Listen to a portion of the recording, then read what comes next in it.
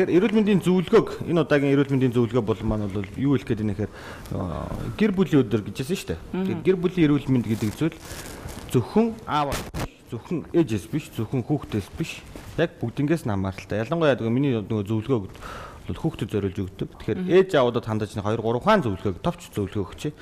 За одоо хүүхдний үед орой гэртээ орж ирээ. Заавал гараа угаагаад амаа угааж хүүхдээр очиорой гэдгийг нэгдүгээр хэлмээр байна. Яг гадаас маш таарцсан, гар хөл хүүтэн тэг ингээ ордог. Оронгутаа л нөгөө нэг нэлэх хүүхдтэй хүмүүс маань зүгээр хувцас тайлаад гүйж очиад хүүхдэд тэрэл ингээл үнсэл эхэлдэг. Энэ маань бол маш буруу. Яг тэр маш их ханиадны вирус, бактери эм зүйлүүдийг хүүхдэд шууд авчиж хүргэдэг. Тэгэл хүүхдэд гайхдаг. Гэртээ үжиж ханиад үрчих гэл. Гэрээсээ гараагүй мөртөө ханиад үрчдэг гэдэг. Тэгэхээр энийг бол энэ ханиад гэдэг зүйлийг бид нар өөрсдөө авчиж өгч байгаа. Тэгэхээр та гэртээ орсон бол хамгийн түрүүнд заавал гараа угаагаад, амаа угаагаад үүнийхээ дараа хүүхдээр очих хэрэгтэй. За хоёрдугаар алхам бол амнаас ам дамжиж хоол өгдөг хүүхдүүдэд, нэлэх хүүхдүүдэд ялангуяа. Хоолыг хөргөж байгаа. Эмээнэр тэрчээс янзын ийштэй бас ингэж байгаа л. Хоолыг хөргөж байгаа нэртэйгээр ерөөсөө ингээл явчихсан. Ээж аавынх нь нүдийг хариулж байгаа л бас хийн штэ. За ялангуяа одоо тамхи татдаг бол хэрвээ та. Нэлэх хүүхд бол тамхинаас гараарай гэж хэлмээр байна.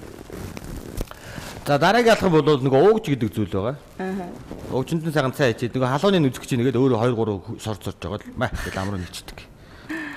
Энэ бол маш буруу. Тэгээд үүний дараа бас нэг хэлээдсэн зүйл юу вэ гэхээр нөгөө им хэрвээ таны хөрөгчөнд өмнө нь хүүхдийн хэрглэжсэн ямар нэгэн им там байгаа бол тэрийг яг одоо гаргаад хаяарай гэж хэлмээр байна. Яг одоо гаргаад хөрөгчнөөсөө гаргаад хай цэвэрл тэр имний хадгалах хугацаа дуусааг байсан ч хамаагүй. Тэр чинь хугацаа хамаатай байд юм шүү. Задлснаас хойш хугацаа гэж юм байдаг байхгүй. Хадгалах хугацаа, задлснаас хойш хугацаа гэдэг чинь ялгаатай зүйлүүд байгаад байдаг. Тэнгууд манайхаа яд үгээр би ингээл айгүй олон удаа хэлж юм л тань. Хөргөчөндөө ээждэг. Тэгэл нэг ханаа дүрхээр нэг уулгачаал жоохон байж нэг 2 3 сарын дараа ханаа дүрэнгууд ахаа шууд нөгөөдгөө гарч шууд өгөөл ингээ явчихдаг. Тэгэхээр энэ эмний хэрэглээ, эмний зохистой хэрэглээ гэдэг зүйлийг та маш сайн андараа. Тэгээд хүүхдийн эмчилгээ бол хамгийн дээдл нь 3 хоног л хийгдэх хэрэгтэй эмчилгээ гэдэг. 3 хоног хийгээд тухайн эмчилгээний тун болон графикийг өөрчлөх ёстой. Тэгэхгүй яг нэг эмчилгээ 7 хоног, 8 хоног, 10 хоног нэг эмчилгээг үргэлжлүүлж хийж болохгүй. За мэдээж системийн буюу бусад эмчилгээнд бол сарын эмчилгээнд байна л та. Гэхдээ зүгээр ханаад шуухнаач гэдэг юм. Ер нь бол эмчилгээг 3 хоногоос илүү бол яг нэг эмчилгээгээр тогтмол хийж болдгоо. Ийм зүйлүүд байгаа. За тэгээд дараагийн нэг анхаарах зүйл юу гэхээр одоо хүүдэрчлээгээд хүүхдүүдээ гэрээсээ гаргахаа болчихдог. Гэтэл байлгааддаг. Энэ бол маш буруу. Өмнө нь гардаг байснаасаа арай бага цагаар гаргана гэсэн үг.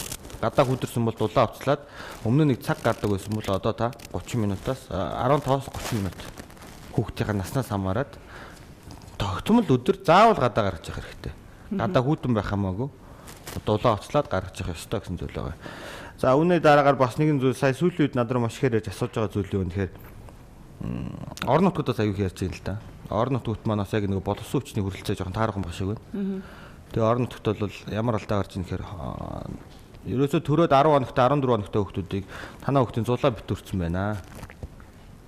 Тэгэл юм болохоор тархины даралтай гэдэг ийм 2 хон шиг тавьж өгөөл нөгөө хүмүүс аягүй хүндрэл учруулад дотор аягүй явуулаад байна. Тэгэхээр энэ дээр бол тийм зүйл байхгүй. Танаа хүүхэд чулуу гэдэг үгийг л хэлж чаддаг болсон тохиолдол дээр танаа хүүхдийн зулаа битүүрлээ гэж үзнэ. Тэгвэр хамгийн энгийн нь шүү дээ. Чулуу. Тэр нь юу гэсэн үг юм? Одоо хүүхдийн зулаа битүүрчлээ гэж ярьдаг шүү дээ бид нар.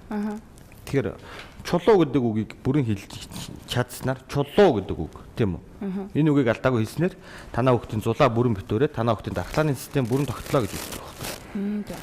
Хамгийн энгийн нь шүү дээ. Хөөс ингээд нөгөө зулаагийн тэмтрэд ч юм ингээд үзэхээр битүүрсэн юм шиг байдаг л да. Гэхдээ энэ дээр бол хамгийн энгийнээр мэдэж авч болох зүйл маань бол ерөөсөө чулуу гэдэг үг байна. Тэгэхээр одоо 10 хоногтой хүүхд хилд ороод чулуу гэж хэлэхгүйгээс хойш тэр хүүхдэд зулаа битүүрнэ гэсэн үг бол биш. За тэгээ анхаарал тавьж явдал баярлалаа.